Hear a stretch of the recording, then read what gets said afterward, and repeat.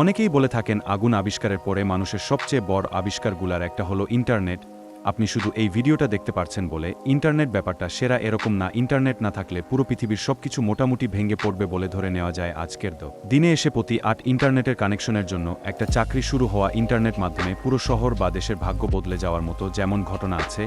ইন্টারনেটের কারণে অর্থ চুরি, হ্যাকিংয়ের মতো বাজে ব্যবহারও ঘটে নিয়মিত। তবে কেউ অস্বীকার করবে না যে ইন্টারনেটের ভালো দিকের সাথে খারাপ দিক যদি আমরা তুলনা করি, ভালো দিকের সংখ্যা অনেক বেশি। প্রশ্ন হলো ইন্টারনেট আসলো কিভাবে, কে আবিষ্কার করেছেন ইন্টারনেটের মতো বিশাল একটা জিনিস যদি একজন Millions of Americans own a personal computer. Are a lot of people just getting on to the internet because An online network called Internet. বিশাল একটা জিনিস যদি একজন মানুষ একা আবিষ্কার করত, আমরা সবাই তাকে চিনতাম, তার নাম জানতাম এবং বিসিএসে প্রতিবার তার নাম আসতো পরীক্ষার সময়। ইন্টারনেট আসলে একা একজন আবিষ্কার করেনি, তবে আবিষ্কারের ঘটনাটা বেশ মজার। 1900 সাল নিকোলা টেসলা প্রথম একটা ধারণার কথা বলেন। উনি বলেন পুরো দুনিয়াতে যদি তার জোড়া কানেক্ট করা যেত একজন আরেকজনের সাথে, তাহলে কেমন হতো। তারপরে 20 থেকে 30 বছর এই নিয়ে অনেক রিসার্চ হয়, তবে 1960 সাল পর্যন্ত দেখানোর মতো তেমন কোনো রেজাল্ট আসে রিসার্চগুলা থেকে। 1960 সালে এসে একটা ভয়াবহ ব্যাপার ঘটে। এমআইটির এক প্রফেসর লিঙ্ক দেন, একটা ধারণা দেন দুনিয়াতে, যে আইডিয়াটা নাম দেওয়া হয় ইন্টারগ্যালাকটিভ অফ কম্পিউটার। এতদিনে কম্পিউটার সবাই চিনে গিয়েছে এবং এই আইডিয়াটার মূল ধারণা হলো এসব কম্পিউটারকে কিভাবে একটার সাথে আরেকটার জোড়া লাগানো যায় বা কানেক্ট করা যায়।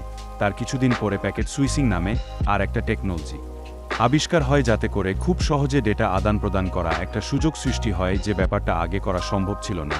এইসব কিছুর উপর ভিত্তি করে আমেরিকান আর্মিরা টাকা দিয়ে সাইটের 1600 একটা বিশাল রিসার্চ হয় এবং বানানো হয় advance research project agency network বা সংক্ষেপে অরপানেট। অরপানেটে প্রথম একটা নেটওয়ার্কের ভিতরে অনেকগুলো কম্পিউটারকে কানেক্ট করে একটা থেকে আরেকটা ডাটা পাঠিয়ে দেখায় এবং এই ব্যাপারটাকে প্রথম ইন্টারনেট বলা হয়। এই ডেটা পাঠানোর কাজটি প্রথম করা হয় অক্টোবর 1969 সালে এবং ডেটা ফাটানো হয় স্ট্যানফোর্ড ইউনিভার্সিটি ল্যাব থেকে।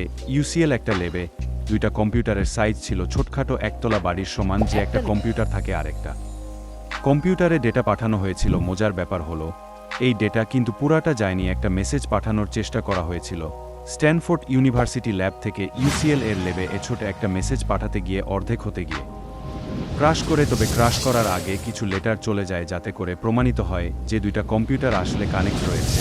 একটা কম্পিউটার থেকে আর একটা কম্পিউটারের ডেটা পাঠানো সম্ভব। ঠিক ওই দিন আমরা বুঝতে পারি ইন্টারনেট নামে একটা জিনিস জন্ম হয়েছে। একটা আবিষ্কারের উপর ভিত্তি কর পরের আবিষ্কার করার সুযোগ তৈরি হয়। এই কারণে আগুন আবিষ্কার না হলে হয়তো চাকা আবিষ্কার হতো না, চাকা আবিষ্কার না হলে হয়তো আমরা এ পর্যন্ত আসতে পারতাম না।